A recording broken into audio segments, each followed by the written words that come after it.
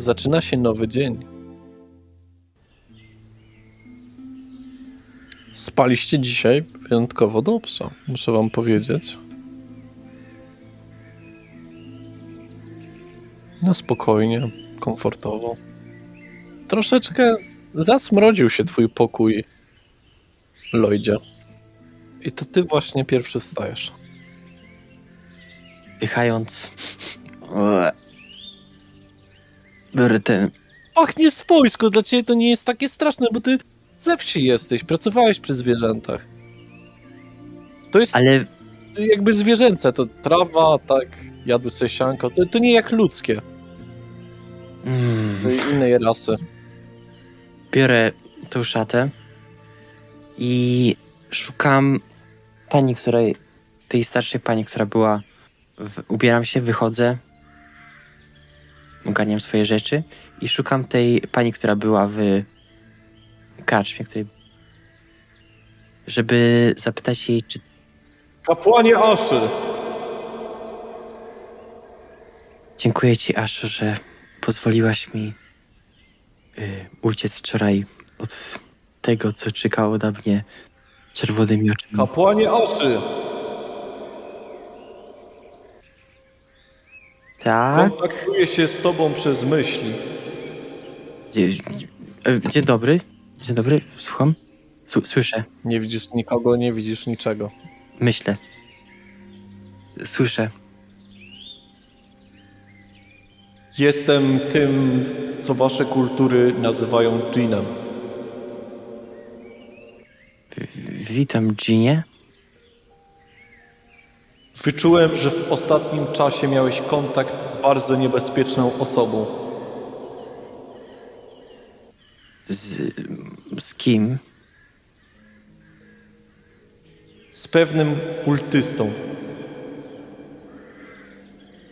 Chodzi ci, Ginie, o tego z tatuażem? Na ogół noszą tatuaże, to fakt. Czego ode mnie oczekujesz, Ginie? Czy wiesz, dokąd ów mężczyzna się udał?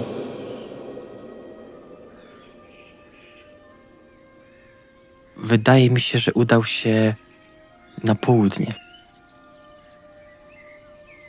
Wydaje ci się, czy jesteś tego pewien?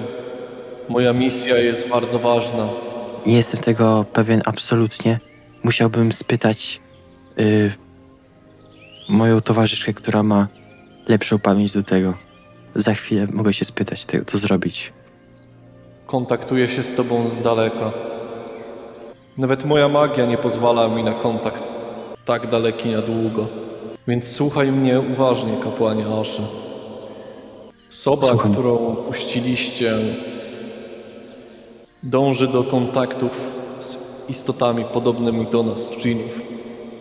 Jednakże ich kontakt jest z osobami, z istotami braterskimi podobnymi do nas. Natomiast ich zamiary są zupełnie inne. Chcą siać chaos i niszczyć. Co mi radzisz w takim wypadku?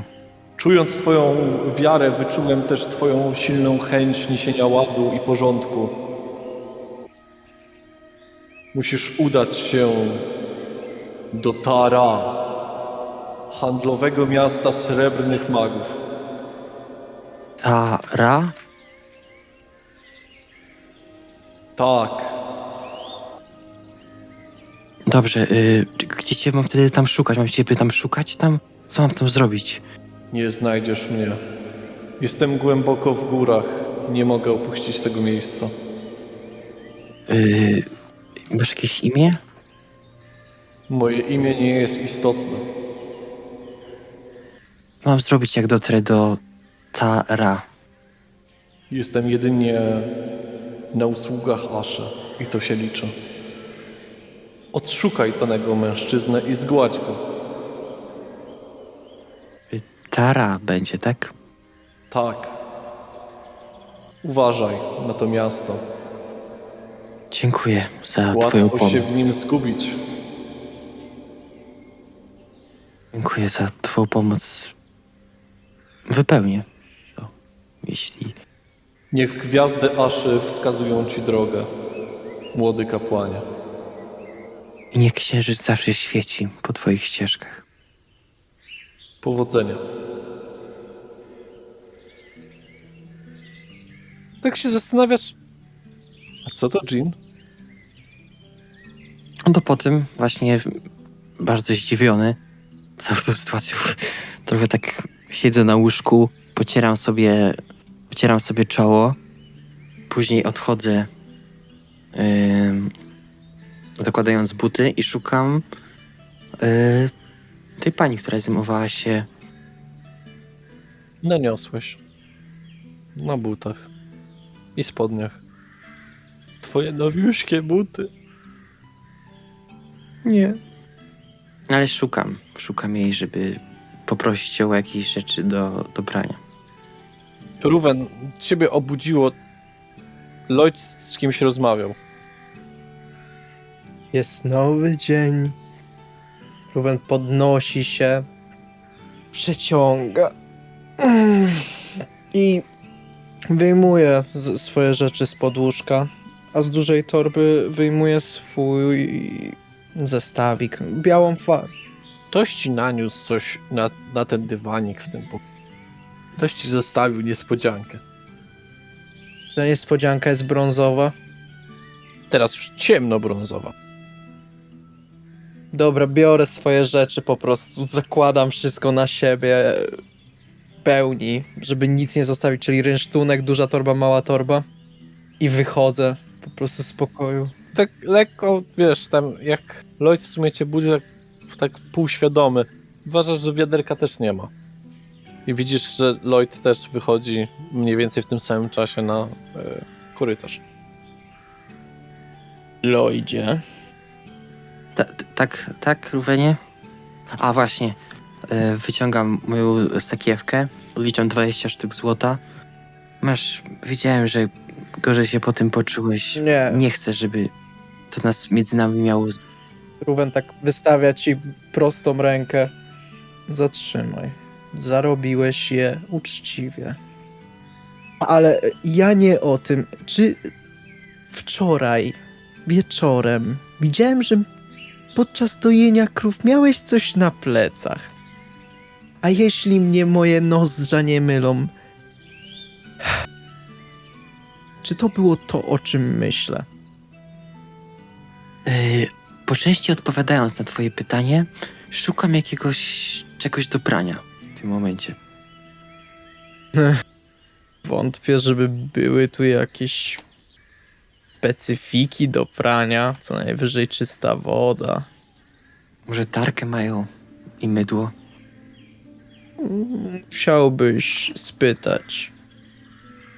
Myślę, że jeśli ładnie poprosisz panią Bertę, to może ci użyczy. Tak właśnie zamierzam zrobić. Czy coś robisz, czy coś robisz, Ruvenie, z tym, co zostało naniesione na dywan w pokoju? Była ta szmata przy Bali, prawda? Tak. Czy w Bali nie ma wody, bo ją wylałem pewnie. Nie wylałeś jej. Nie wylałem? Dobra, to biorę po prostu tą szmatę, zamaczam w tej Bali i staram się po prostu... To jest duża plama? Takie kawałeczki, wiesz, takie po 3-4 cm szerokości. Staram się je po prostu wytrzeć. Najpierw zebrać może do tej szmaty, zamknąć je w niej i przetrzeć, po czym ją oczywiście wypłukam. Wasza dwójka też się budzi, bo tam Ruven i Lloyd gadają.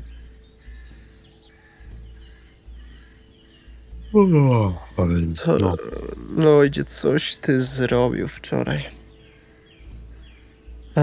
Jesteśmy na wsi. I ja jakoś nie jestem ubrudzony w gównie. No matko ziemi, jak tu śmierdzi. Wychodzicie już ze swoich Tak. pokojów? Tak, zabieram swoje rzeczy i wychodzę. Ja również ubiorę się i zabiorę swoje rzeczy. No to Haru wychodzi goło. Czemu tu tak coś śmierdzi? Jak go ojciec niebo stworzył. Bez bielizny. Nie ma bielizny. Czyli bez. Dobrze, że jestem w swoim pokoju i czyszczę dywanik. Przez ten smród nie mogłem się nawet ubrać. Jezu, Haru. O nie, dobra, cofam się. Haru lamie, Haru. Spokojnie. To wszystko przez ten smród. Mhm. Strasznie śmierdzi. Pachnie wsią. Czyli wszystko przez Lloyda. Jednorożce tak nie pachną, o nie. Oj nie. To nie jest zapach jednorożców. Jak już wycieram te rzeczy, to zostawiam tą balę w sumie. To już nawet Shodoj ma lepszą dietę. Zbieracie się, ubraliście się, wychodzicie z całego tego pięknego przybytku, zamykacie drzwi, jesteście na głównym placu. Idę oddać klucze. Idę do... Gdzie tej śmierdzie? Ta dziewczyna, wiesz, ta z młynu, Daria, tam puszcza ci oko. W sensie oczywiście Rubenowi. Puszcza to się chyba ona, a nie oko. Nie oceniaj. Ruben Nie znasz. po prostu wzdycha głęboko i idzie oddać te klucze. Przypominając sobie o tym, co Nel powtarzała 13 milionów razy po jednej takiej sytuacji. Gdzie jest wódz? Zygmunt oraz Berta są w kuchni, piją coś. No, jakieś takie liście w środku, kubeczka. Ładnie pachnie taką... czymś takim miodnym troszeczkę, takim tropikalnym lekko. Ja też tam wchodzę. Dzień dobry państwu. Dzień dobry.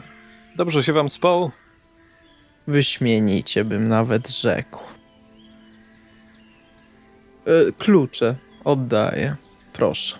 I podaję mu klucze. Dziękuję. Mam pytanie, macie jakieś rzeczy do wykonywania prania? No tak, mamy tarkę. Jest możliwość, żebym kupił od państwa tarkę i taką jedną balę? Nie, niestety. Dobrze zapłacę. Nie, to nie chodzi o pieniądze, przyjacielu. Tu chodzi bardziej o to, że no nie będziemy mieli dla siebie. Moi towarzysze będą musieli poczekać. To proszę, użyj tego. Dziękuję. Nie ma problemu. Tarkę masz za studnią. Co, Wychodzę. Była tam cały czas. co państwo pijecie? Nie powiem, interesujący zapach. To jakieś... Nasz przyjaciel Ukharu parzył sobie zioła. Chociaż one miały inny zapach. A, to akurat podarek ze Srebrnych Miast. Nazywa się Rooibos. Rooibos. Taki rodzaj krzaka. Czyli jakiś napar. Tak. Nie mówią, że to takie właśnie, że zioła do parzenia. Chociaż nie smakują jak zioła, bardzo dobra. Ciekawe. Tam ci państwo, którzy te gremliny przywiozły nam. Ruben mówił, że za pamięci nakręci sobie swój zegarek, który otrzymał od Wiktora. Dobrze. Dobrze, I że sobie sprawdzi, która przypomniałeś. godzina. Jest godzina 9:40. Czyli wczesna. A, i byłem w sytuacji z tą parą starszych ludzi. Myślę, że my zjemy już nasz posiłek na wozie. Raczej chcielibyśmy wyruszyć wcześniej. Rozumiem jak najbardziej. Powodzenia w drodze. Dziękujemy panu bardzo i mam nadzieję, że jeszcze kiedyś przyjdzie nam usiąść razem do stołu. To macie tutaj wejście sobie na drogę. Nie musiała pani. Pani daje wam jakieś takie słodkie ciasteczka. Nie musiała pani, ale nie raczę odmówić tak dobrych wypieków. No i biorę je w takim razie. Nel w tym czasie przygotowywała... Takie rogaliki, wiecie, z cukrem. Ich jest Małe. dużo? Trochę, no, taka cała blacha. Jak ona mi je daje w jakiejś torebeczce, coś, bo ja nie wiem. Jak ja mam je nieść? Żebyś sobie wziął jednego z blachy. A, no to biorę sobie jednego z blachy. Okej, dziękuję bardzo. Z dżeminkiem w środku. O, no proszę. Do zobaczenia. I wychodzę. Podjadając tego pączka. Widzisz gęsi biegające po podwórku. Zostałeś sam. Wracam się za drzwi. Widzisz, że Ruben jakoś tak znowu coś tak patrzy wzrokiem. Tak pali głupa. A wy? Ja porządzam Shodoja. No i wóz? Te konie nasze? Właściwie to ja zostałam z tobą, też nie wchodziłam do środka, więc pewnie ci pomagam przy No, tych... porządzamy wszystko. A ja piorę. A śmierdziel się myje. No dobrze, no. Ruben zostałeś sam. No ale ja wszedłem... Ale ja mówiłem, że wchodzę z powrotem do środka. Wiem, ale nie ma drogi. Czy patrzysz na okno? W sumie podnosi się do góry. Czy to jest okno to na północ, czy i od drugiej strony? No. Znaczy na południe. Na południe znaczy tak. No. To najpierw przeanalizuję swoją sytuację, sprawdzę wschodnią część, sprawdzę zachodnią, gdzie jest mniej gęsi. No, widzisz, że one wszystkie na północy się zebrały koło studni. Myślę, że możesz wyjść. W takim razie otwieram główne drzwi i sprintuję po prostu gdzieś w bok. Tam, gdzie pamiętam, że zostawiliśmy nasz wóz. Ale te drzwi to są tylko od północy. No, ale No, ale czy dobra. one są daleko. Lloyd, pierzesz to sobie pierzesz i nagle widzisz, jak stado gęsi zaczyna biec za Ruwenem. On po prostu ucieka. Pomocy! One nie przestają cię gonić. Zastanawiasz się, czy to nie jest za tego kurczaka. Zostawcie mnie, wypierzate demony! Gęsi to podobno bardzo mądre zwierzęta. Przeskakuję przez jakieś... No dobrze, oporządziliście Shodoya. Gęsi nadal biegają za Ruwenem. Ruwen, chyba możesz wejść na drzewo. Nie mogę wejść na drzewo. My to widzimy. Tak. Najbardziej Lloyd, no bo wy tak widzicie tak trochę, nie? Że ktoś tam... Ale to chyba jest Ruwen, no. Ruwen, na drzewie chyba. Na drzewie chyba nie ma gęsi. One tylko na ziemi chodzą. Wysoko jest, nie... Ruwen po prostu biegnie cały czas, próbuje przeskakiwać jakieś Na miłość matki ziemi. Może być ciekawy sport. Bieg przez płotki. Ruwen, nie wydurniaj się. To tylko gęsi. Weź je ode mnie, ja ich nie Jak chcę. chcesz, mogę zrobić rosół z jednej. Tak, Ruwen- najlepiej ze wszystkich naraz. Ruwen, nie chce Nie się no. martwić, ale nasze Marnują się. Haru! kołdry były wypełnione piórami po tych gęsiach. Ale one były martwe, a te żyją i mnie gonią, one chcą mnie zamordować. Lloyd, skończyłeś. Chciałbym wrócić do... rozejrzeć się, czy widzę te gremliny gdzieś. Nie. To wejść na chwilę. Jeszcze do wnętrza. Przepraszam, że pani zajmie jeszcze chwilę. Czy wie pani może gdzie... A proszę rogalika. O! Pyszny. Tak, Gdzie, czym ci mogę, chłopcze, pomóc? gdzie jest miasto Tara? Tara, o, to na zachód stąd. Na Trochę daleko. Zresztą trzeba przejść przez południową bramę. Zostałem tam wezwany. Więc chyba nie będzie z tym problemu. Oby nie. By nie, to prawda. Dziękuję bardzo za pomoc. A, rogalik. Pyszny. Cieszy mnie to bardzo. Rzeczywiście, w kształcie rogu. To stąd nazwa? Chyba tak. Chyba tak. Zdrowia życzę.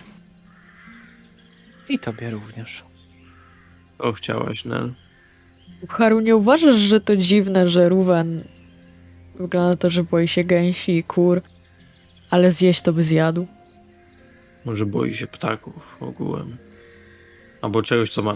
Może on się boi piór. Albo czegoś, co ma pióra. Trzeba to sprawdzić. Ciekawe, jakby zareagował na harpie. Ciekawe.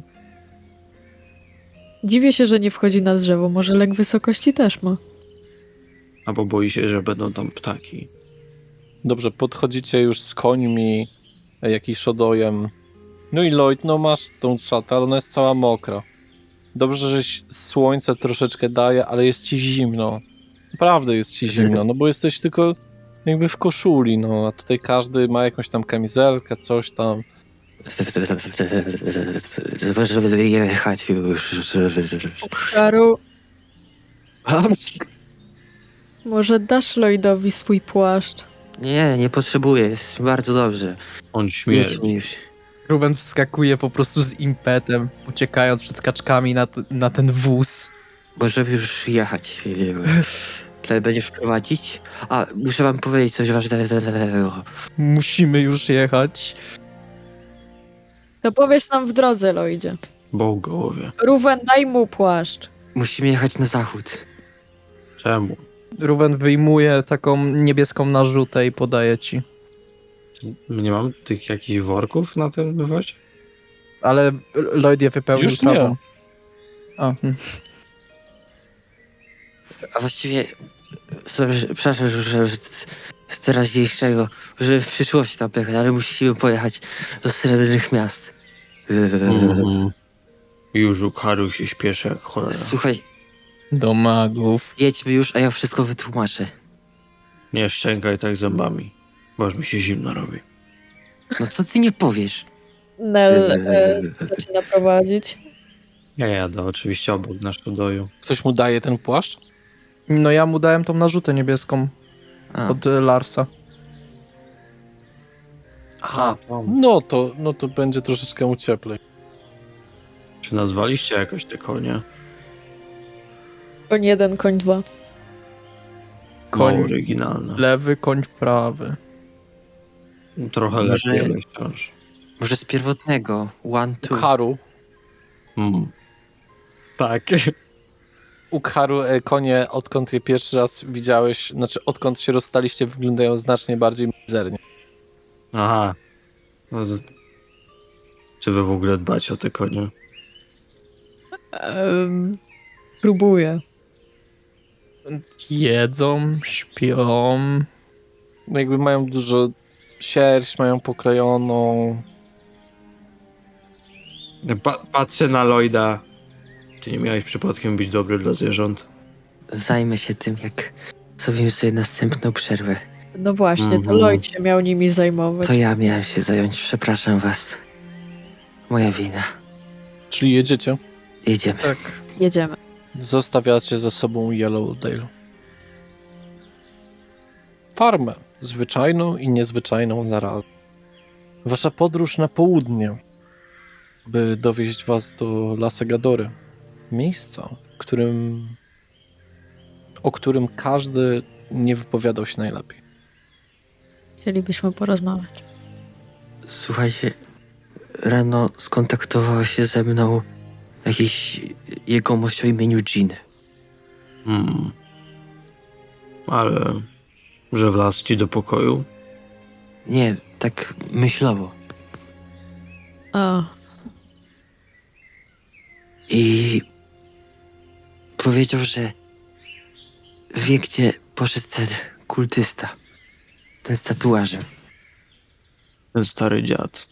Tak, od demonów. a co on ma do tego? Otóż okazuje się, że jest tacy jak oni. Nie wiem, dziwnie to wytłumaczył. Może od początku po prostu wytłumaczę. Że on jest jakiegoś rodzaju i jego podobni mogą zostać przekonani na chaos, a on jest wyznawcą Aszy. I To jest wyznawcą Maszy. no ten komuś o imieniu Jean. Mhm. Powiedział, że wyczuł moją wiarę i w ogóle. No, No. i Kontaktował się, ale... no tak jak ja potrafię, A, się domyślam. Weź tam do niego, się połącz czy coś. To może być problematyczne, ponieważ nie wiem ani dokładnie gdzie jest, prawdopodobnie daleko, ani go nie znam zbyt dobrze, jego kształtu duszy. Znasz jego imię. Znam, ale wolę nie ryzykować z życia. Nieważne. Wiemy gdzie on jest. Ale poczekaj. No ale czyli patrz na był- drogę. Chodzi mi, że Lloyd nie widział tej A, problemy z użyciem tego zaklęcia. Patrzę na drogę. Droga niesamowicie wyboista. Dużo się dzieje na tej drodze. jaka Minął ciekawa. was jeden wóz. Było tak naprawdę koło niego bardzo daleko. Ja zaczynam nazywać konie. Tego prawego nazwę góra, a tego lewego nie nazwę dół.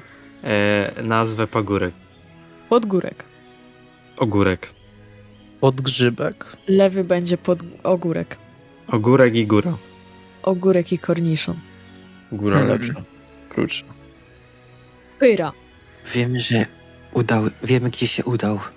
Udał się do miasta handlowego celnych miast. Mówiłam wam, że on jest zły. Nie wierzyliście mi. To jest złe. Wierzyłem. Lloyd jest zły? Ukaru zawsze wiedział. Nie. Mówiłam, że ten mężczyzna z tatuażem jest zły, a oni mówili, że to pewnie błędy młodości. Że to jest możliwe. Był stary. O Boże.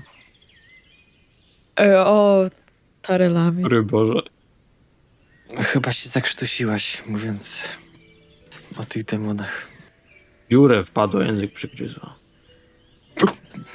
Nie, na szczęście nie. Wyboista droga bardzo. No sporo tu wozów na tej drodze, jakieś korki. Atmosfera i otoczenie, które zaczyna się, że tak powiem, robić po waszej parogodzinnej drodze. Jechaliście już z 3 godziny spokojnie. Tu jest inaczej. Patrzycie na roślinność. Nie kwitnie tak dobitnie, jak wszystkie miejsca, które do tej pory odwiedzaliście. Jest brzydko. Jest szaro. Dodatkowo można szczerze powiedzieć, że nad tym miejscem zbierają się ciemne, szare chmury. Widać gdzieś tam jeszcze daleko, na horyzoncie, jakąś posiadłość, może zamek na jakimś wzgórzu. Nie za ładnie tutaj. Trochę tak sztywno. Już bardziej podobało mi się w Talongardzie. Najmniej było kolorowiej. Ukaru to samo chciał powiedzieć. Żywiej. To przypomnijcie Ukaru, po co my tam jedziemy? Pokonać ducha. Albo go przegadać. Nie można pokonać ducha. Przegnać. Przynajmniej tak powiedziała Krystyna. Ale coś więcej. Jakiś dobry duch, zły duch. No właśnie, nie bardzo mamy taką informację. Jedyne co wiemy to, że są 2 opcje wyjścia z tej sytuacji. Albo rozwiążemy to walką, albo rozmową.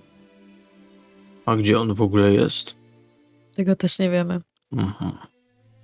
Wiemy, że jest w lasach Gadory. I chyba Krystyna wspomniała o kimś, z kim mamy się skontaktować. Tak, to prawda. Zaraz, poczekajcie. Nie pamiętam jego imienia. Jakiś kapłan, szaman. Nie jestem pewna, ale wiem, że był naszym właśnie kontaktem z tawerny. Grabarz. Nie. On miał pracować z roślinami. Tak. Zielarz. I Czabut się nazywał. Jak? I Czabut. Tak trochę po rokijsku. I Czapul. No to już tak średnio po rokijsku. Zajmuje się ziemią, nie roślinami. Rolnik? W ziemi są rośliny. Tak, ziemniak trochę. Wydaje mi się, że pani Krystyna nazwała go Chłop. Geodetą? geodeta, geolog, Geodeta chyba. Będzie trzeba spytać o niego, bo Tak. znalezienie jego... Wytłumaczyła, że to taki uczony od ziemi. Uczony chłop. W powietrzu unosi się zapach palonej sierści, palonych włosów. Ech, Źle pachnie. obrzydliwe. Czy jestem w stanie wyczuć skąd dokładnie to dobiega? W sensie chociaż kierunek, nie? Wiatru czy coś? Wiesz, powiedziałbym, że spróbuj proszę na percepcję. Okej. Jest tutaj dosyć wietrznie, dlatego Okej. Ludzie, O, naturalna jedynka. no cóż. Poczułeś Lloyda. Smród Lloyda po prostu. No.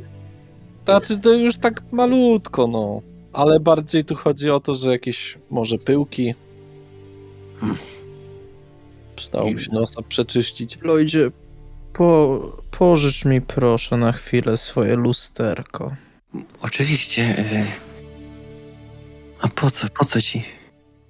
Biorę je od niego i wyciągam swoją farbę do twarzy.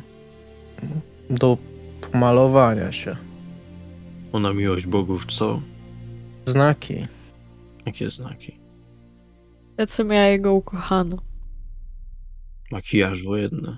Zastanawiam się właśnie, ale nie. Chyba dzisiaj wrócę do swojego oryginalnego znaku. Kto ma z was na sobie płaszcz? Ja? Ja mam, ale nie ten z kapturem. Ja mam ten z kapturem. Ja mam. Dostałeś, no ale założyłeś. Dostałeś, czyli założyłeś? Nie, w torbie trzymam jak na razie. No i Rufen maluje się. I nie chodzi o zimno. Jak baba. To, co widzicie przed sobą, nie daje pozytywnych wrażeń. To miejsce przypomina wam troszeczkę lekko poza Ukharu, bo wiadomo, jak przejeżdżaliście... Przepraszam, tylko Nel to widziała. Nel, przypomina ci to troszeczkę miejsce, przez które przejeżdżaliście, gdzie widziałaś stare pobojowisko po prostu, że bitwa się jakaś wydarzyła.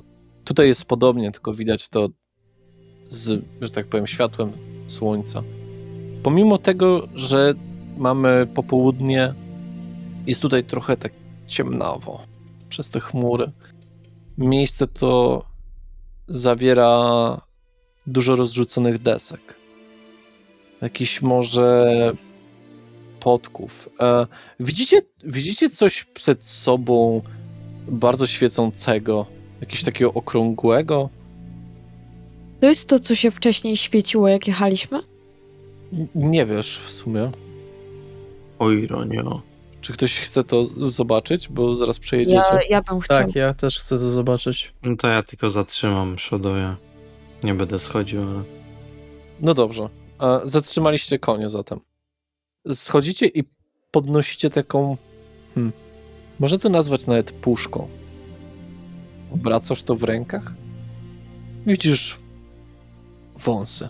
Jakby wygrewerowane na wieczku. Otwieram, jakby w sensie przekręcam ją i otwieram. Mhm. W środku widzisz taką dosyć tłustą zawartość. Pięknie pachnie.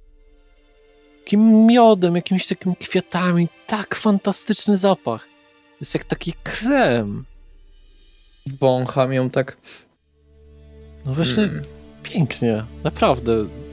Bez wątpienia jakaś taka świetna jakość. Na pewno nie jest żadne jakieś sadło, czy olej do smażenia, czy z czegokolwiek. Tam wkładam delikatnie palca. To jest dosyć tłuste, zgaduję. Tak. A takie dosyć przyjemne, kremowe. Dziwne. I wizerunek wąsów. Ukharu może na brodę też dałoby się nałożyć. Pchasz mi nie wiadomo jaką ciecz na brodę. Poczekaj, Ale poczekaj. nie dotykam cię, tylko Poczekaj, tak myślę. poczekaj. Daj mi to Ruvenie, ja mam pomysł. Wypróbuję coś na Lloydzie. Zamykam i podaję. Nel. Takie wynalazki to pewnie tylko ludzi. Otwieram to, biorę trochę Tak rozsmarowuję to w dłoniach i dotykam Lloyda włosów. Takie do tyłu. Wręcz klejam, że tak to ujmę, układam. No, bardzo dobrze się układają. Ładnie pachną. O, wysmaruj go całego, bo śmierdzi. Ledwo, a poza tym to jest naturalny zapach wioski. Krem do brody i wąsów. Może do włosów ogólnie. Dajcie mi to powąchać. To pachnie jakoś tak, jak zioła zdrowotne jakieś. Nie wiem. Jak taki bukiet pięknych kwiatów, lekko miodu, czegoś takiego egzotycznego. Naprawdę każdemu z was się podoba i to nawet nie jest kwestia subiektywna. Ja podchodzę i nakładam sobie trochę na brodę. Tak ją wczesuję, znaczy rękoma. Bardzo przyjemna na skórze, dobrze się rozchodzi i daje taką miłą skórę masz pod. Mm. Dobry wynalazek. Pewnie nie osesków. Może to jest Nie to... no, wydaje mi się, że właśnie Osesku. Może krasnoludy. Albo magowie. Biorę znowu na 2 palce i podchodzę do Ruwena. Ruwen, mogę? Nie wiem, gdzie chcesz to nałożyć. Maruję ci brwi. O, gustownie.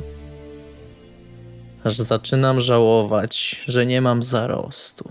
Ale przyjemne, naprawdę. Jakby kurczę. Po raz pierwszy coś takiego używacie, ale tak realnie wam powiem, że to tak tylko ma coś takiego kremistego w sobie, takiego balsamu, takiego tak miło w skórę. Nie piecze, nic nie swędzi. Czy ja mógłbym się rozejrzeć po okolicy jeszcze właśnie po tym pobojowisku, czy nie ma czegokolwiek wartego uwagi oprócz tej puszki, dajmy na to. Jasne. Jak głęboko chcesz wejść na to pobojowisko? No właśnie to jest pytanie, czy jakby to jest pobojowisko, które jest jakby po prostu droga przez nie prowadzi, czy to jest Nie. gdzieś tam trochę dalej od drogi? Pobojowisko znajduje się kompletnie, jak wy jedziecie, to po waszej prawej stronie. Po lewej są trochę jakby w rzędzie posadzone drzewa, jakieś tam chaszcze. To wiesz co, pójdę, nie wiem też jak duże to jest, ale tak, żeby być, żeby moja drużyna była w miarę tak, żeby można było szybko się skomunikować, przybiec czy coś. Pójdę z Lloyd, pójdę z Ukharu. Dobrze, zostaniesz pilnować? Zostanę. To popilnuję ich i idę też razem z Ukharu i Lloydem. Widzicie deski. Stary napierśnik. Biorę, Zniszczony. wiem. Kompletnie. W sensie jest rozłamany na pół. Czy nadal chcesz go? Czy można coś z niego odzyskać? Paski? Albo jakieś kawałki metalu? Sparciałe kawałki metalu. Jeżeli miałbyś dobrą kuźnię, to może... A czy jestem w stanie określić, przez co został zniszczony? Czy to był miecz, czy to była Topór Okej. ewidentnie. broń sieczna? Ja chciałbym poszukać czegoś, co odbija słońce, chociaż jakieś przebijające się delikatnie. Wiem, że jest zachmurzona, ale może coś? Nie rozumiem. Coś, co świeci, czyli na przykład domyślam się, że jeśli był ktoś bogaty, to raczej miał dobrze wypolerowaną zbroję, od której będzie się odbijało słońce. Te zbroje i rzeczy pozostawione tutaj wydają się być naprawdę stare. Tak? Pytanie, czy tam są jakieś ciała? Nie. Hmm. Ale im głębiej idziecie, tym bardziej zdajecie sobie sprawę, że są strzępki ubrań. No, ciał nie widać za bardzo. O, patrzysz, kawałek ręki. Ludzkiej ewidentnie. W sensie same kości. Stare. Zdecydowanie historyczne miejsce. Ukharu nie powiedziałby historyczne. Trochę leżą. Widać barwę pomarańczowo-czarną. Tak jak herb po prostu księstwa byka. Tak, Nel? Ja w tym czasie chciałabym dać kawałek jabłuszka konikom. Skąd masz jabłuszka? Mam kilogram jabłek, śliwek i gruszek. O Jezu, Wy to jesteście. Może sklep naddrożny otworzycie. Właśnie mogę. Koń je. Drugiemu też daję. I zobaczę, czy Szodoj chce. Sodoj też. To też mu dam. Pogłaskam je, zaopiekuję się.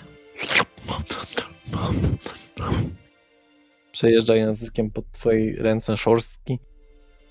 Jak spacerujecie na tym wszystkim, można widzieć połamane włócznie, resztki grotów, strzału. Dużo osób tutaj musiało być. Dużo osób musiało tutaj walczyć. Te kolory, co widzieliśmy, to była jakaś flaga? Czy jak powiewająca coś w tym stylu? Nie, to były strzępki po prostu ubrań. Jakby na piersi ubranie taka, powiedzmy, przeszywanica, która była tak wyhaftowana z tym herbem, tak? Księstwa byka. Ale to takie resztki. Raczej nic cennego tu nie znajdziemy. Ale małe jest naprawdę ciało. I ja będę tylko, chcę jeszcze zebrać trochę drewna jakby na opał, nie, żeby jeśli będziemy mieli gdzieś ognisko robić czy coś, żeby zebrać tam jakieś deski, czy właśnie włócznie, czy coś, to chciałem tego trochę zebrać. No możesz spokojnie. Nie zrzucić to na wóz. Smutne miejsce. Mm. Widać wzgórza, z których na pewno wojska schodziły. Nawet jakaś czaszka konia. I niech ktoś powie, że wojna nie jest okrutna. Raczej Jest. wszystko, co miało być zgrabione. Takie same śmieci są po prostu. Tu nic, nawet jednej sztuki złota. Na pewno ktoś przeczesał te miejsca parokrotnie. Wracajmy na trasę. To miejsce ma złą energię. Wróćmy. Coś czujecie, jakby was obserwowało. No właśnie, Obracam. Taki dziwny dreszczyk, takie nagłe uczucie, takiej zjeżyła wam się skóra waszej trójce, która stoi na tych polach. Coś jest takiego właśnie negatywnego w tym miejscu. Rozglądam się tak trochę dookoła siebie, próbując nie dać sobie poznać. A ty szczególnie, Ukharu, wiesz, że miejsca i pobojowiska zostawiają po sobie pewnego rodzaju negatywną energię. właśnie o to się chciałem zapytać, czy właśnie tu czuć coś takiego, że te duchy gdzieś tam... Tak, czuć taki niepokój, taką wojaczkę. Gdzieś tam. Tu by się przydało jakiegoś kapłana, szamana czy coś. Patrzę na Lloyda. Czy ja coś czuję takiego nadprzyrodzonego? Myślę, że nie czujesz zbyt wiele więcej niż reszta. Dla ciebie to miejsce jest takie same jak dla innych, jako wam opisywałem. Osesku, czy macie jakieś, nie wiem, rytuały ukojenia duszy, czy coś takiego? Żeby powiedzieć tym duszom, że mogą już iść do siebie. Niestety nie. Co z siebie za kapłan? Prowadzimy tylko dusze, kiedy są w ciałach. Że jest ich podróż po życiu. Harry tylko wzrusza ramionami i wraca do wozu. Dobrze, wracacie wszyscy na wóz? Mhm. Dobrze, jedziecie. Kładę drzewo na wóz i jedziemy. A Ruben w czasie podróży wytworzy kolejną runę, ponieważ została mu jeszcze jedna tabliczka. Poczekajmy. Okej. No dobrze, poczekamy. Haru dałam Szodojowi jabłko. Mam nadzieję, że go to za bardzo nie rozpieści. Nie wiem, ile mu dajesz, ile mu pozwalasz. Oddaję za Haru. Zostaje tyle. W jego miejscu mógłby pracować dalej. Popatrzcie, Mogę mu dać jeszcze jedno później. to jest same mięśnie, w ogóle tłuszczu. Tik. O, jestem kurwa w bok. Szodojem. Zeskakuję. Szodojem w bok. Padam na Drugi padam bok. brzuchem na ten. Brawo. Ja O. się kładę na... Ja w lewo. No, też kładę. Wozem. Jakby padam brzuchem po prostu na O, i głowa nisko. Tyryryry. Nagły trzask. Nagły trzask pod kołami wozu. obserwujecie, jak połowa wozu zaczyna wpadać w wilcze doły. Wy, którzy zostaliście na wozie, zaczynacie wpadać po prostu bezpośrednio w to. Cały wóz zaczyna się ściągać do dołu. Ty z Shodojem ledwo co wykręcasz, ale tak, że poleciałeś praktycznie w prawo. Nagle widzicie, jak banda osób wybiega z krzaków. Poproszę wszystkich o rzut na zręczność. Obronny? Właśnie, czy to jest obronny? Tak, w sumie to tak. Okej. A no to 15. 18. 18. Widzicie, jak udaje wam się zeskoczyć z tego wozu, ale wszystko z wozów wpierdoliło się do wilczego dołu z kolcami. Lloyd, ty też tam wpadasz. Otrzymujesz 12 punktów obrażeń i będziesz musiał stamtąd wyjść. Widzicie dwóch gości z mieczami, ubrani bardzo dosyć biednie. Gościa z kuszą na pewno i jednego z tarczą i mieczem. Po prostu pędzących na was. Tak? Nie, bo chciałam zapytać, czy jestem w stanie odczepić jakoś szybko konie, ale będzie ciężko z tym. Możesz spróbować swoim mieczem przejechać po lejcach. Chciałabym to zrobić. Dobrze, rzuć na zręczność, proszę. Ale to anuluje kompletnie twoją obecną turę. 14. Udało ci się uwolnić konia. Lejce zostały przecięte. Dobrze, Ukharu. Oni są oddaleni od ciebie o 8 metrów. Oni wszyscy przyszli z lewej strony waszej. Przez te zarośla. 8 metrów. Ten z kuszą jest ile ode mnie? 14. 14. O, super. Shodoj ma 14 metrów na turę. Super. To w takim razie wyciągam mój miecz z pleców i będę szarżował na tego kusznika. Dobrze.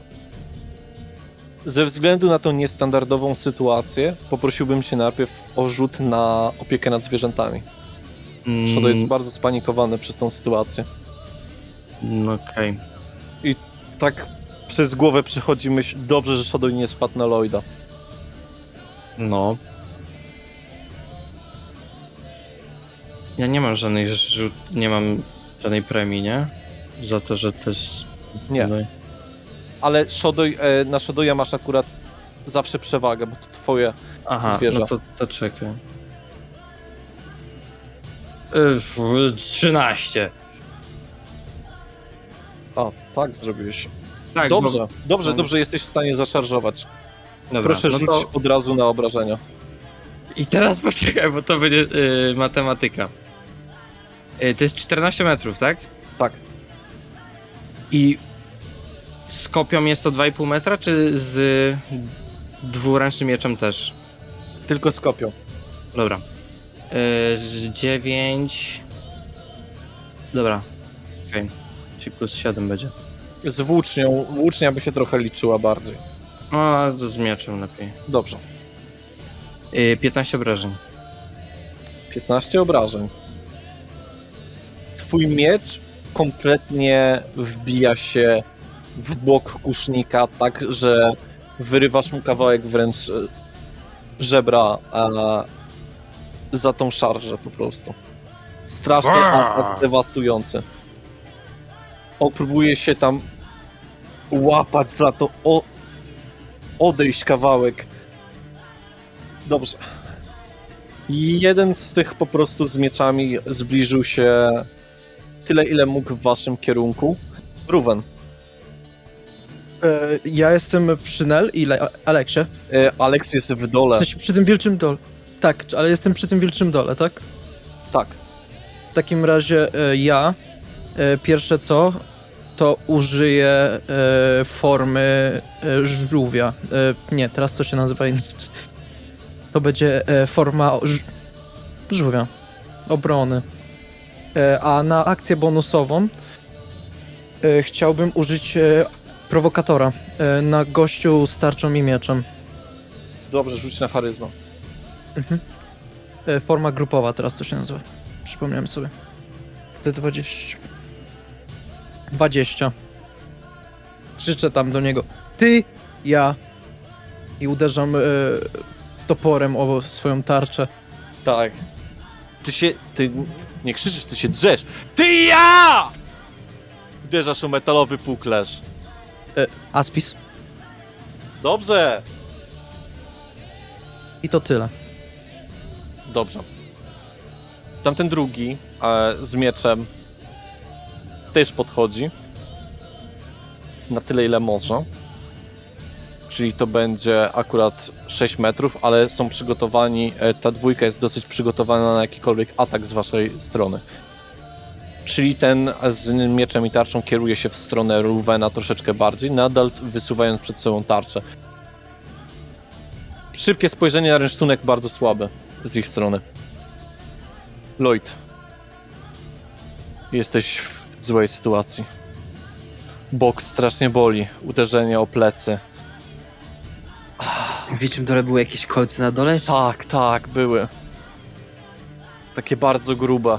Na szczęście bardziej to zaboli zawsze wóz, bo człowiek się nie nabije tak bardzo na taki ten, bo to nie było tak bardzo głębokie, to było głębokie na 2,5 metra, więc możesz spróbować wyjść, ale jesteś ranny. Rzuć proszę na zręczność, akrobatykę, jeżeli posiadasz. Czy tu jest na tyle ciasno, że jeśli spadnę w czasie wspinania się, znowu spadnę na te kolce? Nie. Okej. Nie aż tak. 5. Ziemia obsuwa się pod tobą. Widać, że doły były kopane nie tak dawno temu. Ziemia się nie utwardziła w tym.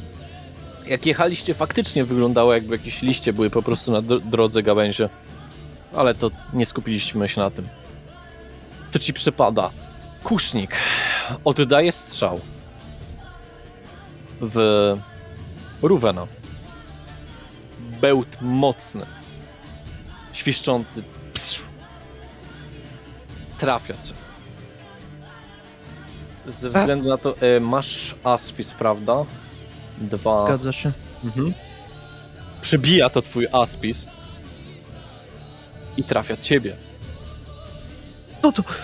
Mała dziura pozostała w aspisie, ale jednak strzała trafiła cię w bark. To będzie 7 punktów obrażeń. Ukharu.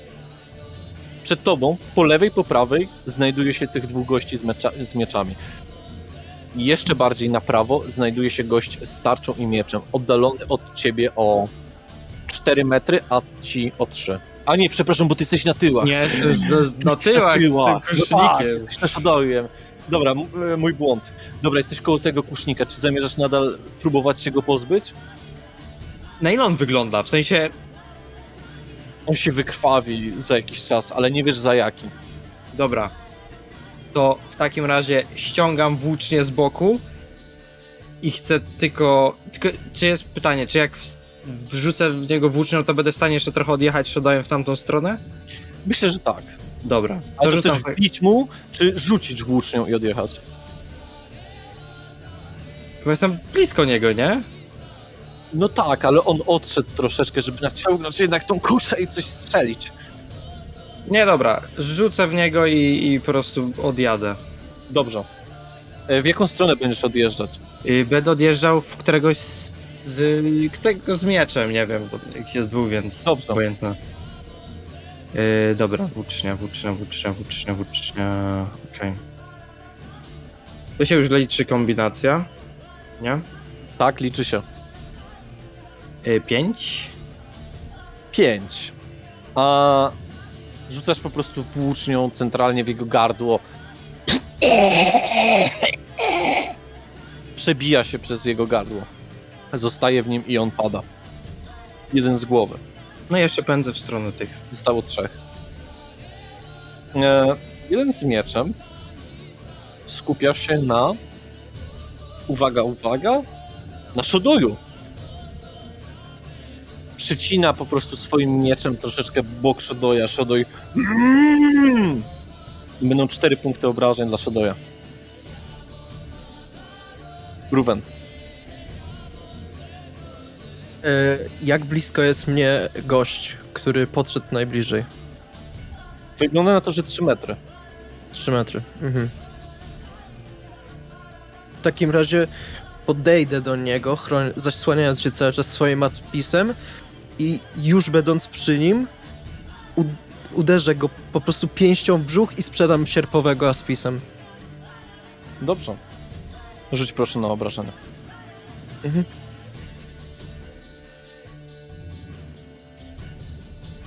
Osiem. 8. Uderzasz tak jakby, tak jak opisałeś dokładnie.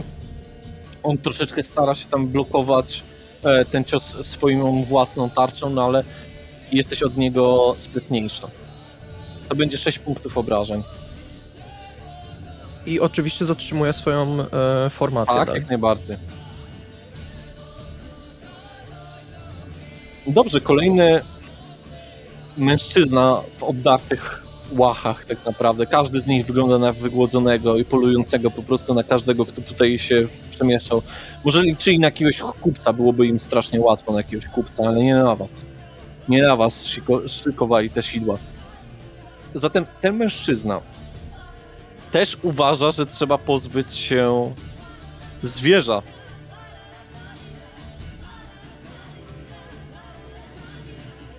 I pomagając swojemu koledze, wbija ostrze bezpośrednio pomiędzy żebra Shadoya. 10 punktów obrażeń.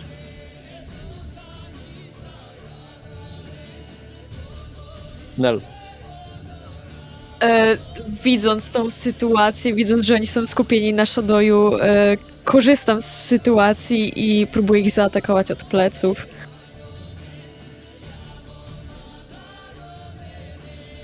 To ciężko będzie ci się przemknąć, żeby ktoś cię nie zauważył. Nie chodzi mi do końca o to, żeby być niezauważoną, a po prostu widzę, że oni się skupiają na Shadoyu i chcę jakby... Nie wiem, też im wbić miecz pod żebra. Dobrze, którego? Tego, Czy który... zamierzasz się zbliżyć do Ruvena i pomóc mu? Czy Nie, może chcesz... Tych z mieczami, którzy atakowali po prostu Shadoya. Tego bez tarczy w każdym razie. Jest 2 bez tarczy. Tego z lewej czy tego z prawej? Z prawej. Dobrze. Dawaj. 10. Twoje nowe ostrze lśni i pokazuje, że jest naprawdę dobra. To rzeczywiście będzie 10 punktów obrażeń. Pierdolone tchórze na Shadoya, no wiecie co? Ostrze pokazuje, że jest warte używania go definitywnie. Potężne uderzenie. Masz wrażenie, jakby kolce dodatkowo wychodziły w momencie, w którym atakujesz, ale nie jesteś pewna, może ci się wydawało. Jakby ostrze samo kierowało w ranę. Niemniej jednak mężczyzna tarczą i mieczem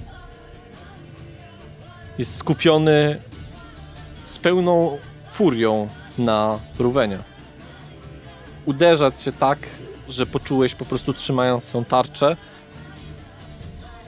mocne uderzenie, jakby coś strzeliło w barku. Duża siła. Niemniej jednak 3 punkty obrażeń. Tylko na tyle cię stać.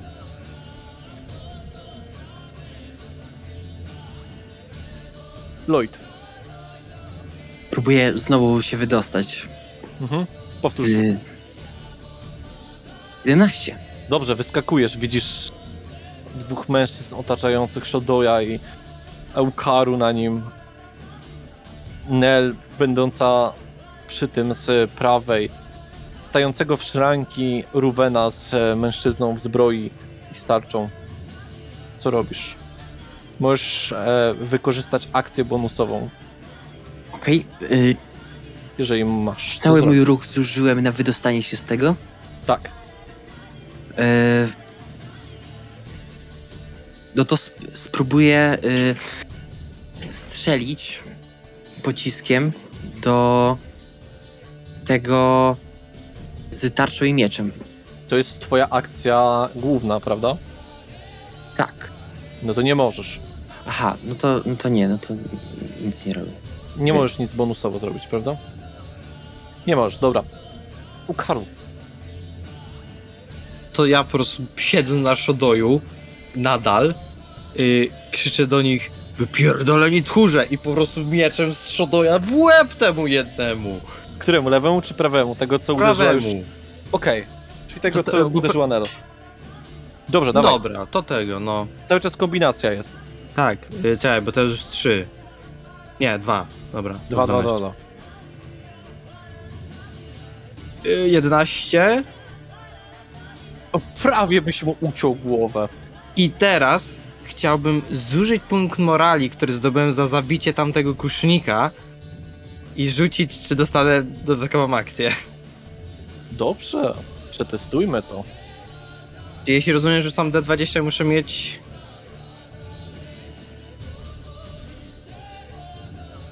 Ile zużywasz punktów morali? To jest... 1. Okej. I D20 plus 1? To było? Tak, to będzie D20 plus 1. Dobra. I powyżej 15, nie? Mhm. 13. No niestety, nie uda ci się tego zrobić teraz. No ten mężczyzna jest tak skrwawiony, tak zbity.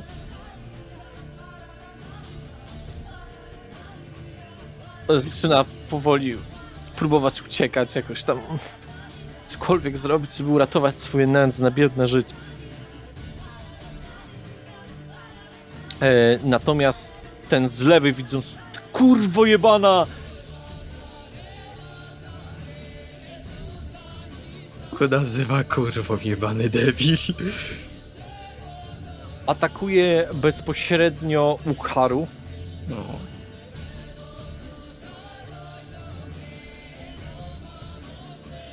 Dostajesz mieczem ostrym, chociaż zardzewiałym miejscami. 10 punktów obrażeń. Dobrze, że we mnie, a nie w Shodoja. Zabolało bardzo. Ruben, Czy ja był...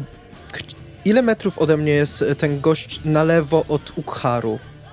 Ten, którego nie zaatakowali. 6. Czyli byłbym w stanie podejść i go jeszcze zaatakować, trzymając formację? Twoja prędkość to 12, tak. To chcę to zrobić. Podchodzę do niego i próbuję mu po prostu w potylicę przyłożyć jak najmocniej z Aspisa. Dobrze. 7. 7. Uderzenie jak młotem w głowę. Aż zabrzęczała twoja tarcza. Więc definitywnie odczuwa ból. Wiadomo, widać to bardziej pewnie wewnętrznie w jego ciele. I to będzie tyle.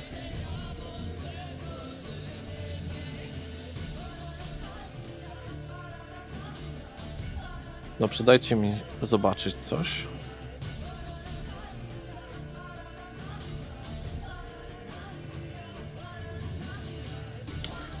No jak się spodziewałem,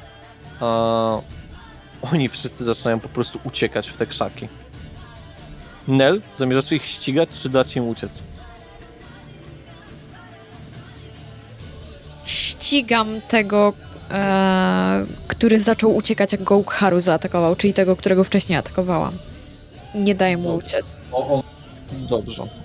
On bardzo, bardzo kulawo, bardzo koślawie ucieka, porusza się wolno.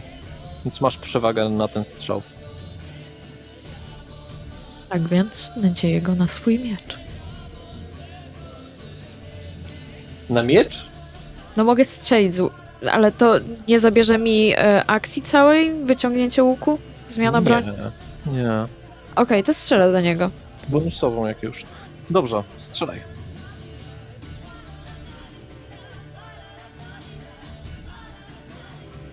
Jedenaście. W tył głowy strzała pada trupem. Reszta nich próbuje uciekać dalej. Lloydzie, myślę, że jesteś w stanie strzelić do jednego z nich, albo tego, który miał jedynie miecz, albo tego miecz i tarczę. I, no, ma też na sobie troszeczkę zbroi, bo ma taką tanią kolczugę. Możesz strzelić do któregoś z nich, ale na pewno nie do dwóch, bo jeden na pewno zacznie uciekać po prostu przez te chwasty, więc ktoś musiałby go dalej gonić. robisz? Chciałbym strzelić do tego, którego Ukharu tak mocno nadwyrężył już. Już nie żyje. On już nie żyje. E, no to wszystko jedno, którego. Tego, Tego bez Ale mi to nie jest wszystko jedno. bez tarczy. Bez tego bez tarczy. Dobrze. To będzie 3. Lekki promień, który ledwo co trafia tamtego gościa. Jakby ciemna magia. W kolorze może bardziej granatu. Trafia go w ramię, ale on w tym całym ferworze walki, w tej całej wizji, że on umrze, nadal kontynuuje bieg. Czy ktoś zamierza ich ścigać? Albo pytanie inaczej, ile oni są mniej więcej ode mnie? Oni są teraz 8 metrów. Dobra. To teraz pytanie, czy byłbym w stanie na przykład ogłuszyć jednego z nich? Bo pytanie, czy Shodo jest w stanie szarżować jeszcze? My. Dobra. No po prostu siadam z Shodoya i po prostu pędzę do tego z miecz, tego bez tarczy. Dobrze, ale jak będziesz to robić, muszę ci uświadomić jedną rzecz. Musisz przeskoczyć przez chaszcze. Takie bardzo, wiesz, kujące i takie rozciągające się, plączące. Czy zamierzasz to zrobić? Nie no, kurwa, zaatakowali mi Tura, oczywiście, że tak. Jak widzę, że Ukharu za nimi biegnie, to również ich gonię. Dobrze. Ruben Zręczność też. na akrobatykę. Jeżeli chcecie wszyscy przeskoczyć, to musicie wykonać ten rzut. Bo to trzeba duży kawałek zeskoczyć, nie? 17. 17, bez problemu. 12. Nel 8, zaplątujesz się i przewracasz. Ruben, ledwo co zachowujesz równowagę. Lloyd, czy ty Nie, też zamierzasz... ja nie jestem pewny swojego skoku. Nie Zamierzasz być z góry? Tak. Dobrze. Będziesz mieć poniekąd zasięg, ale do czasu. Się nie ucieknę. Dobrze, przez tą całą gonitwę Ukharu właściwie to podczas jak oni próbowali się przedostać i tego wszystkiego, możesz wybrać, na którego chcesz skoczyć, żeby go obalić.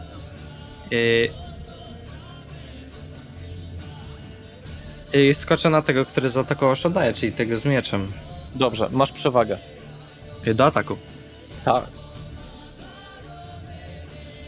I teraz już kombinacja. Dobra. I 7. 7. Mhm. Nie ma to jak 110-kilowy ork skaczący na ciebie. Zdecydowanie skoczyłeś. Używałeś miecza, prawda? Tak. Dobrze. Pamiętaj, że włócznia jest w jednym z nich. Tak. Skaczesz na niego i tak skoczyłeś, że po prostu mieczem udało ci się urąbać mu od razu ramię. Okej. Reszcie nie mogę pozwolić niestety na skok na nich, ponieważ wynik był nie na tyle dobry. Nel, zresztą musisz wstać w swojej turze. Ruben, ty jeszcze jesteś, więc możesz spróbować zaatakować tego, na którego skoczył Ukharu, lub ścigać tamtego, który dalej ucieka i nie zważa na swojego towarzysza. To ścigać tamtego, który dalej ucieka. Jestem w stanie dobiec? Tak, będziecie równo cały czas swoją prędkością, chyba że chcesz naprawdę przysprintować i dzięki adrenalinie swojej, że tak to ujmę, spróbować go złapać. Chcę jakoś. mu zagrodzić drogę po prostu. Nie zagrodzisz mu drogi, bo nie możesz go wyprzedzić w tym momencie. Mówię ci, że możesz tylko na niego rzucić i spróbować go To złapać. rzucę się na niego. Dobrze, zręczność po prostu. 12. Niestety, kurde, tak mało brakowało. Tutaj jest dużo gałęzi, tego wszystkiego. upadasz po prostu przed nim, ale on dalej daje dyla. Wracaj Nel, tu, śmieciu! spędzasz swoją turę troszeczkę na wstawaniu, możesz Ale mam teoretycznie... morale. Masz morale? To Mam fakt. morale. Czy mogę ich użyć? Możesz, oczywiście, zawsze. To chciałabym. Oj. Ach, nie uda Owszem. się użyć morali. No niestety. A jestem w stanie strzelić z łuku? Jako bonusową akcję, czy nie? Nie, strzelanie jako główna akcja. Lloyd, jesteś oddalony od swoich samych w sobie towarzyszy, w sensie Ukharu oraz Nel 10 metrów. Od samego tego, na którego akurat Ukharu skoczył, a tamten już jest 18. 18 to... Okej, to... Nie, to tego bliższego atakuje znowu promieniem. Jakim promieniem? W sensie po prostu darem, Świętym symbolem? świętym symbolem. Tak. Dobrze, tylko że on jest na... Ukharu jest na nim.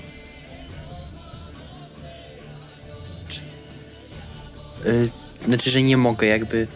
Znaczy Ej, możesz. chcia- Dobra, rzucaj. Dobra. 1. Nie udało się. Udało ci się trafić, ale nie w niego. Tylko w Ukharu.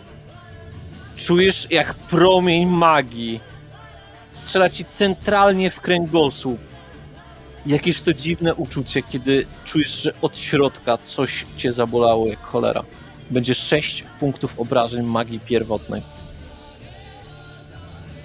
To mnie bardziej zabolało serce, że dostałem od Lloyda. Odwracam się po prostu na niego, jeśli... jak tylko widzę jego sylwetkę, to rzucam po prostu najokropniejsze spojrzenie po prostu spod łba, jakie kurwa w życiu widziałeś. Odjąłeś sobie? I... Teraz moja Tam- tura? Tamten jeden uciekł, więc został tylko ten. On Możesz żyje. go- Tak, możesz go dobić lub oszczędzić. Odwracam go, żeby jakby twarzą w twarz być. I pytam się go, skąd wy kurwo jesteście? Dlaczego? No i stary kurwy. Pluje ci w... Giep. No, wystarczyło tyle, żeby go dobić. Per poszedł. Chciałbym powoli zejść do nich. A ja bym chciała stamtąd wyjść. A, to nie. Powoli wyjść, zejść, jakby to przed tobą jest tyle krzaków i wszystkiego, że to tak... One są naprawdę, wiesz, to są takie pnącza. Tak, rozumiem, ale... Ja mówię do Lloyda, Aha, więc możesz tylko przeskoczyć do nich. To wrócę do wozu i postaram się... Jakiego wozu? wozu już nie ma. Czy jest drzewo jakieś, które pozwoli mi się na nie wspiąć i po prostu zeskoczyć, omijając? Lepiej. Możesz po prostu mieczem przeciąć te rzeczy po drodze. Jakby wykarczować to. Chciałam widowiskowo. Dobrze, to Dobrze, zrobię dobrze, jest drzewo, jak najbardziej. Okej. Czyli widzę, że Nel nie rościna, tylko zeskakuje z tego drzewa, tak? To ja w takim razie jedną ręką... Albo dobra, przeszukuję po prostu to truchło. Tego gościa, co jest przy mnie. Rzuć D20. -5. 13. Gruszka. 2 sztuki złota. Jakaś chustka. Biorę wszystko i bardzo agresywnie zjadam tą gruszkę. Idąc i tak, przedzierając się przez te cholerne haszcze, rozcinając sobie drogę z powrotem do Shodoya i do mojej włóczni. Staje tym razem wkurwiony, że gość ucieka po jednym ciosie, otrzepuje się z tej ziemi i wraca tam, skąd przybiegł, też po drodze machając agresywnie swoim toporkiem, przecinając chaszcze. No co za śmieć, jeden cios i spierdala. Chciałabym się rozejrzeć za końmi, Rozbiegły się trochę. chcę podejść do ogórka, tego co nazwaliśmy ogórek. Chcę go trochę uspokoić. Dam mu jeszcze trochę... Dam mu jeszcze trochę jabłka. No już, spokojnie. Wszystko jest dobrze. Mm. Łaszczę go. Te długie rzęsy konia. Trzące. I wsiadam na niego, jeżeli mi pozwala. Rzuć na opiekę nad zwierzętami z brakiem przewagi. Czyli normalnie, bo jako elf mam zawsze przewagę. 12. Nie bardzo, ale nie robić też krzywdę. Ja jak wracam, to zgarniam z tego kusznika moją włócznię. I tak samo... Czy ta kusza się do czegokolwiek nadaje? Powiedzmy, jest bardzo prosta konstrukcja. Dobra. Dobra, biorę, dobra, nie Nie, biorę. zostawiam to i on mi też nic nie zrobił, więc go nie przeszukuję. Wracam do Shodoya. Jak tak patrzycie ogólnie na ten wóz, to koło się złamało. Jakby wóz dałoby się wyciągnąć, jakbyście może wszyscy z całą siłą spróbowali. Pytanie, koło się złamało, ale że pękło w jednym miejscu, czy się całkiem odłamał kawałek? Jak było proste, to teraz jest kompletnie skrzywione i coś jest pęknięte definitywnie. Pytanie, czy byłem w stanie to naprawić młotkiem i gwoździami? Możesz spróbować. Okej. Ale najpierw musimy go wyciągnąć. No. Widzicie, że Ruwen patrzy na ten swój nowy aspis i przekłada po prostu palec przez tą dziurę, który zrobiła kusza. Dopiero co ukradziony, ale nowy i kurwa już zepsuty. Aspis to chyba kupiłeś, to po pierwsze, a po drugie, chyba mamy ważniejsze problemy niż to. Lloydzie, z całym szacunkiem, wiem, że ci zależało na tym wozie, ale ja bym go tu zostawiła. Wolę jeździć konno, nie lubię wozów. Lloyd jest koło wozu, nie? Znaczy, on stał nad tym jakby wzgórzem, nie? Gdziekolwiek stoi, łapię go za habety, ciskam go w stronę, w sensie tak popycham w stronę Shodoya. Masz, ulecz go, przydaj się chociaż na coś. Chodź, Nel, pomogę ci wyciągnąć ten Chociaż nie chciałeś, ale wiesz, problem jest taki, mamy... Rozumiem, ale jak mówiłam, nie lubię wozów, to ogranicza kontakt ze zwierzęciem. Kładę rękę koło tej rany. Próbuję go uleczyć.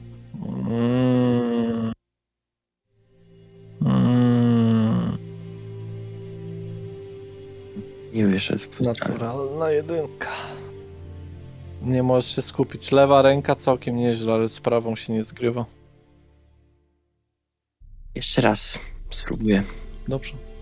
Ja idę jeszcze przeszukać tego drugiego z mieczem, co go dobiła strzała tej Nel. 19. Teraz lepiej. 19. Rana Shodoya się zamyka razem z wiązką światła zawartą w środku. Shodoy się trzęsie. Trzepuje się. I tak takim językiem tym swoim wielkim jak Lloyda. Nie ma sprawy. Ukaru też ciebie uleczę. Ukaru nie potrzebuje leczenia. Shodoy zdrowy, to wystarczy. To miłe bardzo, ale Może chociaż jakiś bandaż u Kharu. Ukaru wyciąga bandaż ze swojej torby. Upuściliście swoją torbę, jak zaczęliście się bić. Znaczy, no, ja słyszałem, że jest na Shodoyu. No, w sumie to tak. No, To Ruwen podnosi tą swoją torbę, którą upuścił. Nel też zbiera swoje rzeczy. jakbyście walczyli z tymi wszystkimi torbami pełnymi tych najróżniejszych rzeczy, to byście byli naprawdę... To o akrobacjach, piruetach, przewrotach można zapomnieć. Myślę, że powinniśmy szybko się stąd zbierać, zanim zbiegną się inni koledzy. Dlatego Karu miał nadzieję, że uda się złapać tego ostatniego. Niestety dosłownie złapałem go za piętę, ale nie udało się. Nel, mógłbym przejechać na koniu, ale mamy za mało wierzchowców. Elfy są lekkie. Pojadę najwyżej razem z Ukaru, jeśli łaska. Ja jednak się nie bandażuję i tylko idę jeszcze przeszukać to jedno ciało tego też gościa, co zaatakował Shodoya. Dobrze, rzuć jeszcze D20 minus 5. Nie martw się, Ruben, jak się nauczysz jeździć konno, to kupię sobie innego wierzchowca. Ma plany złożenia pułapek tutaj na drodze i spisy, o których godzinach przejeżdżali kupcy do Chiaroscuro. I tak poza tym to ma 1 sztukę złota. No to sztukę złota biorę sobie, a te plany wręczam Nel. Ty zrobisz z tego lepszy użytek niż Karu. Przeglądam to. Jak będziemy przejeżdżać przez następne pułapki, to wam powiem. Czy ja będę w stanie w jakimś normalnym czasie to koło naprawić? Z pomocą? No, tak. Wyciągnijmy może ten wóz.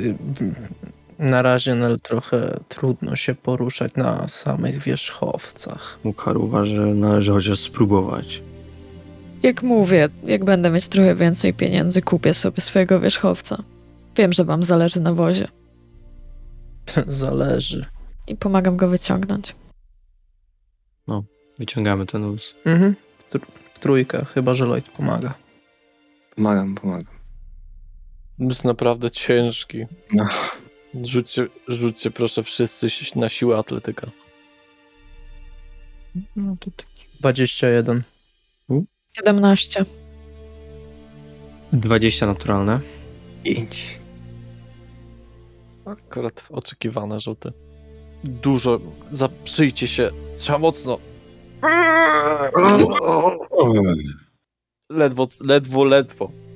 Ledwo wyciągacie ten wóz. Ale tam na dół spadły te torby z tym całym jedzeniem, kocem, wszystkim. Wszystko się rozsypało. Kiełbasy. Ja swoją miałam na plecach. Większość poszło w pizdu. Tak, ale większość rzeczy, które było, no po prostu się rozsypało. Można to zebrać, nie? Ale tam pewnego jakby, o ile wam nie przeszkadza ziemia, Nie. dach, to możecie zebrać, chociaż przydałoby się w coś oddzielnego. To ja zajmę się teraz po prostu spróbować naprawić to koło. Ja to wyciągam. Ja pomagam w takim razie. No to ktoś musi Ukharu pomóc podnieść wóz. No dobra, to ja pomogę Ukaru podnieść wóz. A ty, Lloyd? Ja w sumie też spróbuję pomóc Ruvenowi. No dobrze. Twoja siła fizyczna jest nikła, a zawsze dobrze mieć dodatkowe ręce. Trzymacie ten wóz, no i Ukharu poprawiasz. Dawaj, Ukaru, tylko szybko! Gwózdek. Z jednej, z drugiej strony dojedziecie gdzieś, ale długo to nie pociągnie. To będzie nowe. Parę pagórków, kamyków po drodze, całe podwozie padnie. Może jeszcze zdążymy go sprzedać. Chyba na drewną połowę. Chyba te... Radzisz tam sobie? Tam spoglądam w dół, patrzę, czy wszystko w porządku. Pytanie, jak głęboki jest ten dół w ogóle? Mówiłem 3 metry. Jezu, jakby tam Shodoy wpadł, to tylko stamtąd wyciągnąć, ja pierdolę. To by nie przeżył. A, no tak, tam są końce. O kur... Że konie tam nie wpadły. Szodej za dużo waży. żeby tak wyjść. Trzeba by kopać w tej ziemi. Czy obydwa konie są już przyprowadzone? Czy tylko Górek? Tylko ogórek. Tylko ogórek, idę właśnie po drugiego. Po górę. Jak przytroczymy konie, skoro są rozcięte lejca? Zwiążemy na środku. Dobra, to w takim razie robię. A ja przeszukuję swoją torbę, chowam do niej tam, co wypadło. Czy czegoś mi ubyło? Patrzę. No nie. No to Czyli Ukharu idziesz po drugiego konia? Ja idę. Nie, ja związuję te lejce. Zresztą ten koń w szoku, przerażony jest nadal. Czuć to po nim. Próbuję go uspokoić. I ty poszłaś. Nie możesz zająć się 2 Znam, że rzeczami. mówisz o górze. Nie. Znaczy ja mówię o górze, o tego, który nie został przyprowadzony. No to ja do niego idę. No tak. Rzuć proszę na opiekę nad zwierzętami. Normalnie, bo brak przewagi anuluje w twoim przypadku. 5. Koń nie daje się złapać w żaden sposób ze swoją resztkę lejec, które pozostały. Żywe istoty. To jeśli już tam jakoś związałem te lejca, bo poproszę Ruvena, żeby to zrobił, wskazując mu i idę do tego konia, do góry. To staram się, podchodzę delikatnie, powoli do konia, bo sam nie mam doświadczenia z takimi zwierzętami i próbuję związać te lejce na środku. Dobrze. Ej, no już, spokojnie. Góra. Spokojnie. Już po wszystkim. Ja też podchodzę. Patrzę się mu prosto w oczy. Takim łagodnym wzrokiem, ale stanowczym. Kładę mu rękę na tu i na pysk. Rzuć na opiekę nad zwierzętami z brakiem przewagi. M10. W miarę tam troszeczkę tak siłą prowadzić. To z brakiem przewagi. Aha. Nie, tak. To 7. A, 7, bo to z brakiem przewagi. 7. Tak, pardon. Tak. Patrzyłem na lepszy wynik. No niestety. Nie daje się. Może musicie dać mu chwilę odsapnąć. Nie mamy chwili. A czy można go na przykład forsować? W sensie, żeby go ruszyć po prostu siłą? Możesz. Ukharu ma pomysł, może przywiązać go jak na razie do Shodoya. Będzie szedł za Shodoyem. Jeden koń nie może ciągnąć wozu. On jest z nami w środku, Dokładnie. ale myślę, że bez nas No, on jest w środku, ale sam wóz tylko z jeźdźcem. W sensie tylko z osobą, która prowadzi. Wóz jest pusty. Ale i tak jest ciężki. ma koła. 3 osoby ledwo go podnieśliśmy. No tak. Ukharu też by nie liczyło Saska w tym podnoszeniu. No tak, w 4 osoby. Ale chodzi mi po prostu o to, że na tak ciężki, wielki wóz 2 konie to nawet za mało, a co dopiero 1. Dlatego wyglądają na tak wymęczone. Musimy zostawić wóz. Ukharu nie widzi innej opcji. Jak mówię, niedługo planuję zakupić sobie wierzchowca. Choć nie ukrywam, najpierw wolałabym długi łuk. Te konie nie są osiodłane, nie? Nie, absolutnie nie są. To co? Zostawiamy wóz. Chodźmy po prostu wolno. Jedna osoba. Muszę pójść na piechotę. W sensie Chyba żartujesz. z koniem. Nie rozumiem. Koniem, no.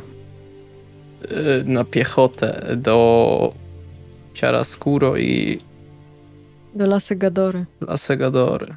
Jeszcze daleko. Jeszcze daleko.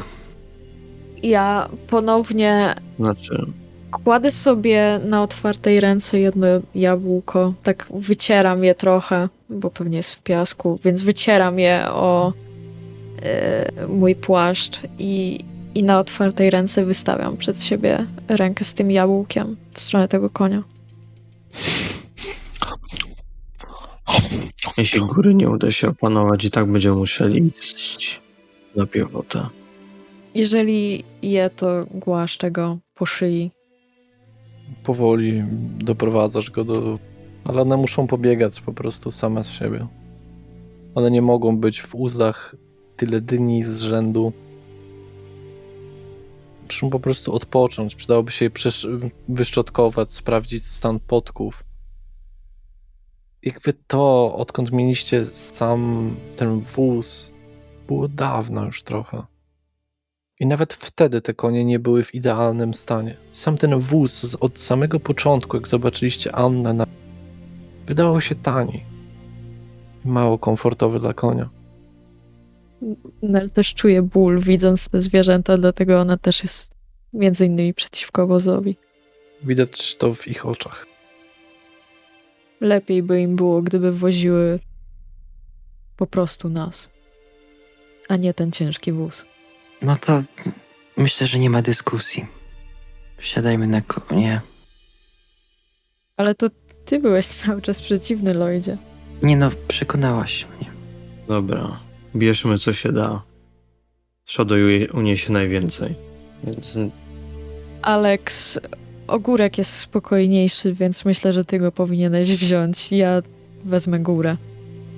Wiecie, no wasza trójka siedząca na wozie to było dodatkowe obciążenie około 250 kg.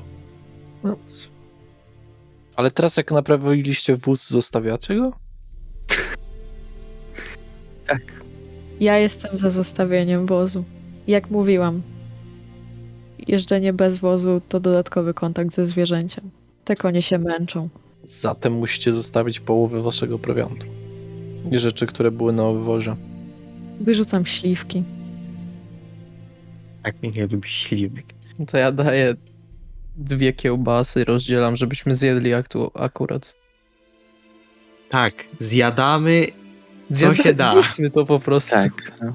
Nie jedliście posiłku dzisiaj, więc możecie zjeść część tego po Zjadamy co się da.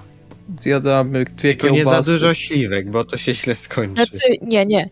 Śliwki wyrzucam, zostawiam sobie jabłka i gruszki, żeby było dla koni i dla mnie. Ja rozdaję 2 kiełbasy i pół kilo orzeszków mózgowych. To ja miałam orzeszki. Mózgowe ja miałem. Ja też miałam mózgowy. Też pół No bo kilo. ty dokupiłaś. Zatem uzupełnijcie to i rozpiszcie to, tak żeby było dobrze. Czyli wóz zostaje za wami, tak? Tak. Kto z Tak. kim jedzie? No, wygląda na to, że ja będę musiał razem z Ukarą. A jak Na Shodoju? No. No, Szodoj chyba tyle nie udźwignie. To jest najlżejszy. Nel. Oprócz... Nel. ale Ruben nie umie jeździć na koniu. Ale to może z Aleksą. Od najwyższy czas, żeby się nauczyć. Próbował. Nie wyszło. Mieściłem na ośle, to chyba podobne. Na koniu też. Dobrze, zatem czas opanować twoje umiejętności jeżdżenia na koniu. Nel, Dobra. siadasz z Ukaru na Shodoju. Żeby nie było za ciężko. Lloydzie, ty dostajesz Dostaję górę chyba w takim... górę. No bo górek jest spokojniejszy. Ruben, dostajesz ogórka. Rzuć proszę na opiekę nad zwierzętami. Próbuję w takim razie go dosiąść. 18. Koń zachowuje się dosyć spokojnie. Jest ci cholernie niewygodnie. Bez siodła. Strasznie nienaturalnie też domy nie mam. Ciężko tak wiedzieć, co tu zrobić, żeby on ruszył. I co teraz tam gdzieś go